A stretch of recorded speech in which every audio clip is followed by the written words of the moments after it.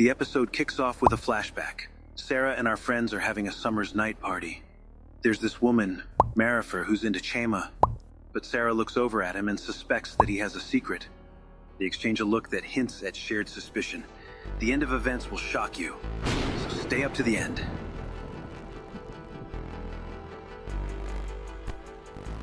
In the present day, Elisa and I drink shots together, but there's sexual tension in the air as we knock them back. While I check up on the pizza man, Elisa tries scoping the place out. She asks a barrage of questions, but it's clear that we're both suspicious of each other. Yet there's this undeniable attraction simmering beneath the surface. Elisa gets her hands on my computer and discovers her mother, Mariana's phone has been hacked. I quickly shut it down and offer her some pizza.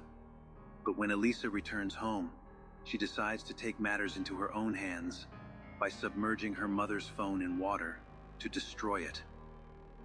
The next day, I reach out to Diane the Huntress, trying to understand why they believe Rodolfo was innocent regarding the parachute incident on the day Sara died.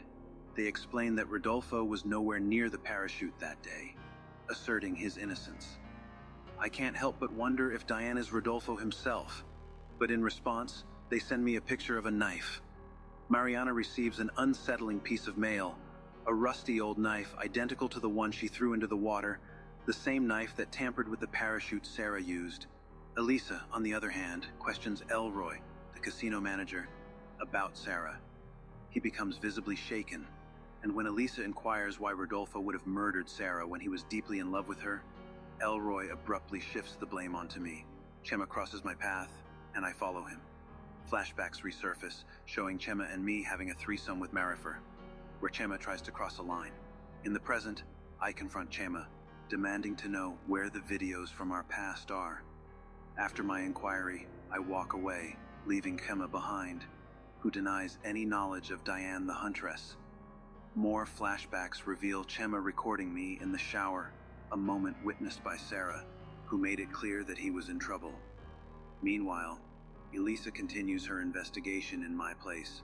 As I return home, her presence catches me off guard, but she plays it cool, pretending she was just returning some tequila. The tension between us reaches its peak, and we share a passionate kiss. Things get a bit intense, but Elisa asked me to ease up, making it a more intimate experience, and we end up having sex together. Afterwards, I decide to confront Elisa, demanding the truth and addressing her by her real name, knowing she's part of the family. I recount the horrors I've endured because of her family, and make it clear that she can no longer sneak into my house through the window. As the episode concludes, a magazine in Chema's house reveals the name Diane the Huntress, raising suspicions that either Chema or his boyfriend Lorenzo may be involved. As the thriller deepens, the Lazcano family is in turmoil, well aware that a single secret could shatter our fragile unity. I've got them right where I want them, and the monster in the family makes it abundantly clear. A poignant flashback takes me to a hospital, standing by my mother who desperately needs an organ transplant. I promise her I'll return, even though I have to leave for a few months. Cesar assured me it would be a short stint in prison, but in the courtroom, they labeled it as intentional homicide. The shock on Chema and Rodolfo's faces contrasted with Cesar's eerie calmness. I was dragged away, realizing this was a colossal conspiracy against me. The scene then shifts to the present day, where a sex trafficker lords over terrified women. I'm meticulously examining bank statements, delving into Caesar's investments, when Rodolfo suddenly appears. I invite him inside, and he can't help but notice the photos adorning my wall. Rodolfo acknowledges that our family let me down, forcing him to live with guilt and regret. He offers me money his father never gave me, but I tear up the check. He pleads for me to spare his stepson after receiving some alarming photos, but I assure him that I've left children out of this. As Rodolfo leaves, I drop the bombshell that Sara was murdered and that there's a monster within our family, making Rodolfo appear like a murderer. Meanwhile, side scenes show Chema burning tapes. The monster in the family brilliantly portrays Rodolfo's inner turmoil, torn between family loyalty and the harsh truth. The family convenes for a tense meeting. Elisa approaches Cesar, raising the question of whether they knew Sara was pregnant when she died. Mariana grows frustrated, tired of her children blaming her and their father. Rodolfo joins the conversation, vehemently denying that he murdered Sara and suggesting that someone deliberately tampered with the parachute's ropes. He no longer believes it was an accident and suspects a family member, as no one else had access to the boat or the parachute. Mariana claims she cleaned the boat the night before and neatly folded the parachute, contradicting what we saw when she threw away a knife in a flashback. Elisa pays me a visit and explains that she had never heard my name until recently. She wants me to empathize with her situation and offers her help, assuring me that no one knows she's at my house. She confesses her lack of trust in her own family.